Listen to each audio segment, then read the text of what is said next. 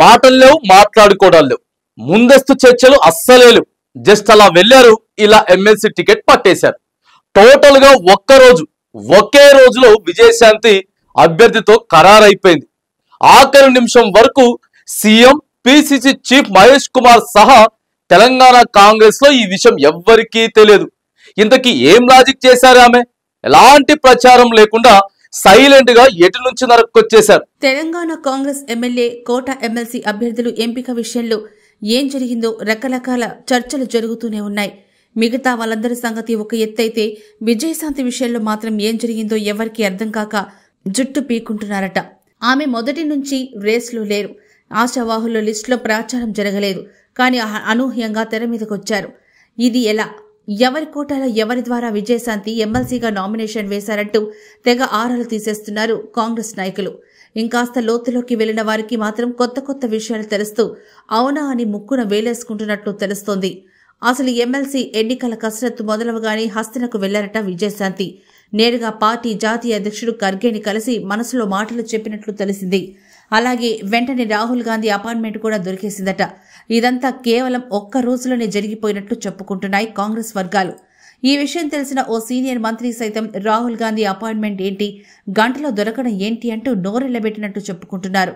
ఆ విధంగా విజయశాంతి ఎమ్మెల్సీ అభ్యర్థిత్వం ఖరారు వెనుక ఏఐసీసీ నేతలు ఉన్నట్టు సమాచారం.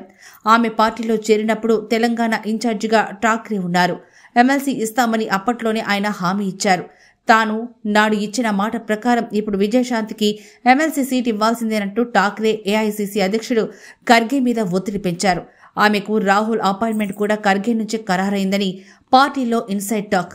అలా ఎవరు ఊహించని విధంగా విజయశాంతికి ఏఐసీసీ కోటాలో ఎమ్మెల్సీ సీటు దక్కినట్లుగా చెప్పుకుంటున్నారు.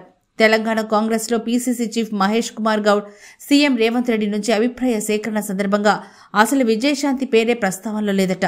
కానీ అభ్యర్థుల జాబితా ఫైనల్ అయ్యే సమయంలో ఖర్గే నివాసంలో కేసీ వేణుగోపాల్ ఉన్నారని, ఆ సమయానికి నుంచే పిసిసి అధ్యక్షుడికి, సీఎంకి సమాచారం ఇచ్చారట.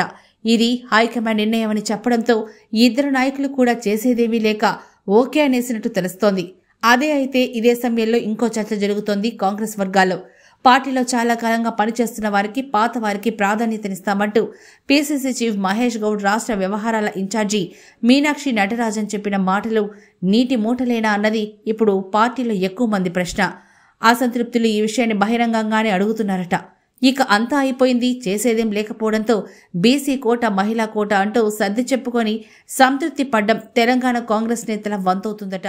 ఈ పరిణామ క్రమంలో తమ పార్టీ అభ్యర్థుల నామినేషన్ కోసం CM Revanth, PCC chief Mahesh Goud, మంత్రులు అంతా సీఎల్పీకి చేరుకున్నాక విజయశాంతి తన ఇంటి నుంచి బయలుదేరారు. దాంతో అందరూ అరగంటకు పైగా ఆమె కోసం ఎదురు చూడాల్సి వచ్చిందట. నామినేషన్ కోసం సీఎల్పీ నుంచి బయటకు వచ్చాక చివర్లో జాయిన్ అయ్యారు ఆమె. ఏదైనా విజయశాంతి ఇచ్చిన షాక్ నుంచి తెలంగాణ కాంగ్రెస్ నేతలు కోలుకోవడానికి కొంత సమయం పట్టొచ్చంటున్నారు.